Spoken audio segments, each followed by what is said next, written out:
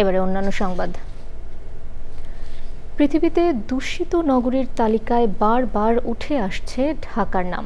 এই নগরকে বাসযোগ্য করার জন্য প্রয়োজন বহুমুখী উদ্যোগ।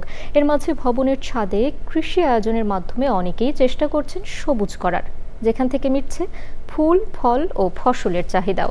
উদ্যোক্তাদের দাবি, নগরে বাসযোগ্য পরিবেশ গড়ে তুলতে নতুন ভবনের নকশায় ছাদ কৃষিকে বাধ্যতামূলক করা হোক। বিস্তারিত জানাচ্ছেন শাইখ সিরাজ।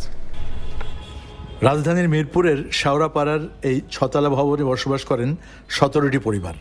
ব্যস্ত নগর জীবনের মাঝেও সবুজের সান্নিধ্যে থাকতে কয়েকজন বাসিন্দা একত্রিত হয়ে ছাদ জুড়ে গড়ে তুলেছেন 4500 বর্গফুটের একটা ছাদ কৃষি। প্রথমে আমাদের একটা ইনিশিয়ালি ডিসকাশন ছিল যে আমরা সবাই মিলে কম্বাইন্ড একটা ছাদ বাগান করব, তো অনেকে রাজি হলো না। এখন তো বাগানটা হয়ে গেছে, এখন অন্যান্য বাসিন্দাদের কি অবস্থা? এখন ওনারা অনেক খুশি, এখন ছাদে সবাই আসে, ছাদে সবাই বসে, ছাদে যে ফলমূল হয় বা যতটুকু হয় সবাই ভাগ করে খাই আমরা। ছাদের এক একটি অংশে এক একজনের আলাদা আলাদা যত্ন করা পরিকল্পনার ছাপ। কোথাও ফলের গাছ, আবার কোথাও সবজি সহ বিভিন্ন ফসল। এখান থেকে মিলছে নিরাপদ খাদ্য, মানসিক প্রশান্তি। আমি 15 সালের দিকে ফ্ল্যাট নিলাম, নেওয়ার পর আমার মাথায় উঠলাম একটা বাগান, ছাদ বাগান করব। সবজি আছে, ফল গাছ আছে, লেবু, এই কলমি শাক, পাট শাক, তারপর পুঁই শাক, এগুলো ছাদেই হয়। আম গাছ আছে, ইয়া গাছ আছে। তো অবসর সময়টাকে কীভাবে কাজে লাগাম, এইভাবে কাজে লাগাই, এদের পিছনে সময় দিয়ে আর কি। উদ্যোক্তাদের দাবি, জলবায়ু পরিবর্তনের চ্যালেঞ্জ মোকাবেলা, নগর জীবনের বিষমুক্ত খাদ্য নিশ্চিত করা এবং বাসযোগ্য পরিবেশ গড়ে তুলতে নূতন ভবনের নকশায় ছাদ কৃষিকে বাধ্যতামূলকভাবে অন্তর্ভুক্ত করা প্রয়োজন।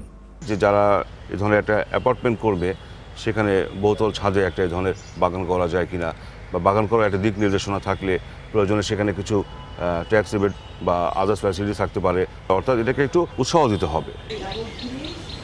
ঢাকা সহ বিভিন্ন জেলা শহরগুলোতে একক ব্যক্তি মালিকানার বাড়িঘরের সংখ্যা দিনের পর দিন কমে আসছে।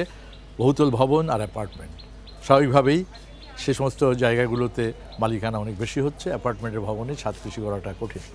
এনারা বলছেন, যদি সরকার তার নীতিমালা প্রণয়ন করে দেন, তাহলে এই ছাদ কৃষিগুলো অ্যাপার্টমেন্টও ছড়াতে পারে।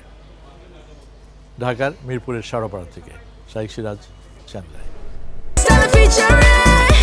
Next level, well done, side by side, free.